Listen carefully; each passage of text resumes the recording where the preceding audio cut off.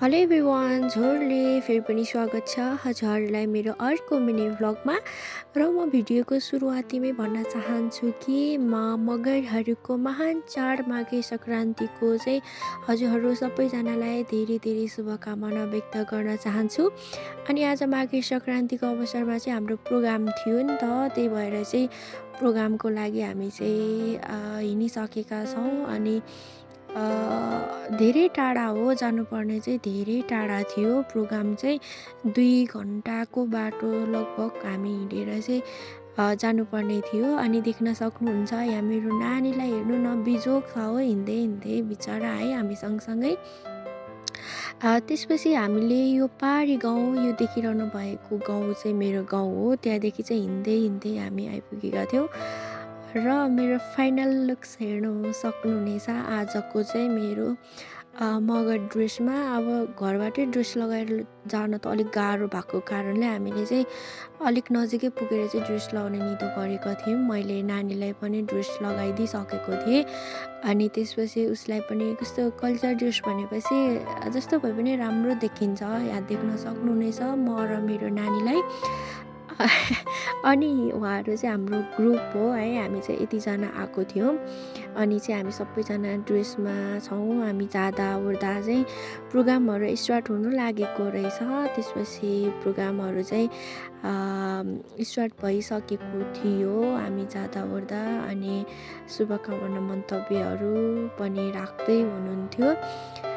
त्यसपछिको भनेको चाहिँ हाम्रो यता आउँदै हुनुहुन्छ। त्यसपछि हाम्रो भनेको चाहिँ सबैजनाको उपस्थिति थियो। अनि धेरैजना चाहिँ हुनुहुन्थेन। अनि यहाँ नजिक चाहिँ हाम्रो उद्घाटन समारोह थियो, विशेष व्यक्तित्वले उद्घाटन गर्दै हुनुहुन्थ्यो।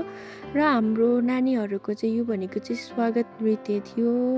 अनि झोरले झोरले झोरले लाफाको भन्ने गीतमा चाहिँ स्वागत नृत्य राखेका थियौँ हामीले। अनि बिचरा हाम्रो नानीहरूले चाहिँ स्वागत नृत्य चाहिँ गर्दैछ है, यहाँबाट गएर नाच्नको लागि है।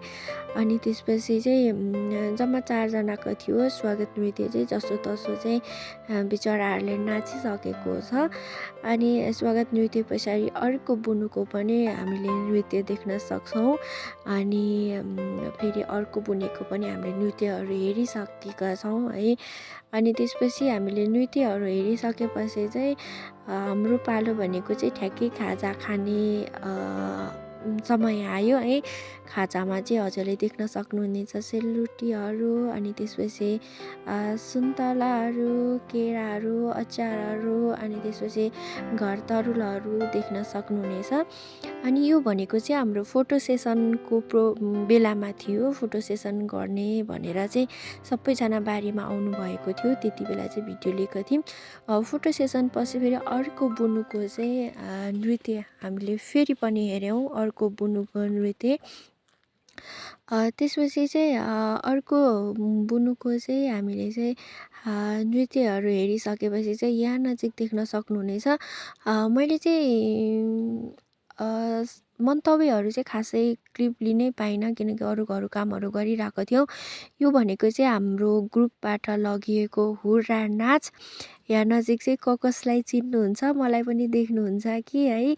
अनि यहाँ चाहिँ म पनि छु, अनि मेरो साथमा सँगै मेरो साथी अनि बुनुहरू पनि हुनुहुन्छ। अनि सबैभन्दा रोचक कुरा भनेको चाहिँ मेरो सानो मान्छे, मेरो भदैनी पनि हामी सँगसँगै हुर्रा नाच्ने रे। अनि बिचरा उसलाई पनि हामीले हुर्रामा चाहिँ जसो तसो नचाउने कोसिस गरेका थियौँ। बिचरा उसलाई त कहिले पो हुर्रा नाचेको थियो त, देख्न सक्नुहुन्छ। त्यो सानो मान्छे चाहिँ मेरो भदैनी हो है। उसले पनि पछि गएर त अब हुर्रा नाचिहाल्छ, अहिले पनि हामी सँगसँगै नाच्दैछ।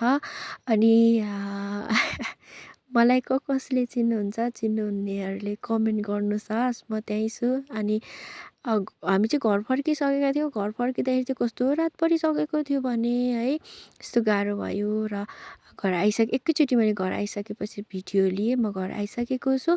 र अहिलेसम्म मेरो भिडियो हेरेर बसिरहनु भएको सबैजनालाई चाहिँ थ्याङ्क यू सो मच भन्न चाहन्छु।